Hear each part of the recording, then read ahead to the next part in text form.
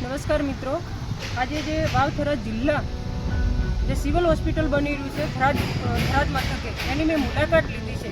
અને જ્યારે મેં મુલાકાત લીધી અને આ હોસ્પિટલ જોયું ત્યારે જ્યાં જુઓ અહીંયા તિરાડો પડે છે અને એવડો મોટો આ કોન્ટ્રાક્ટરનો ભ્રષ્ટાચાર છે. આ દેખો, આ તમે દેખી શકો છો. મેં એને પૂછ્યું કે આ તિરાડો જો કે અમે રિપેરિંગનું કામ કરી રહ્યા છે, તો હજુ બિલ્ડિંગનું કામ પૂરું નથી થયું, બિલ્ડિંગનું કામ ચાલી રહ્યું છે અને છતાં એ લોકો એવું કહે છે કે અમે રિપેરિંગ કરીએ છીએ. સાહેબ, શરમ આવી જોઈએ.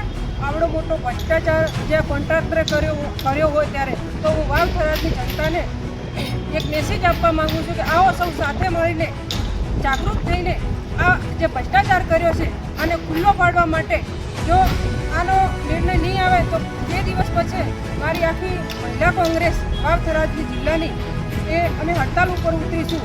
અને મુખ્યમંત્રી સાહેબને એક વિનંતી કરીએ છીએ, ભૂપેન્દ્રભાઈ પટેલને, કે આનો તટસ્થ તમે અહેવાલ મંગાવો અને કેટલો ભ્રષ્ટાચાર થયો છે એ અમને વાવ-થરાદની જનતાને ન્યાય અપાવો.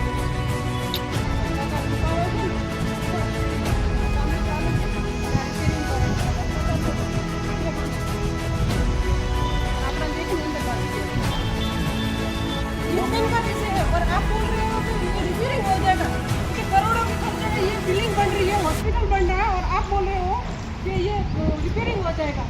शर्म आनी चाहिए सर.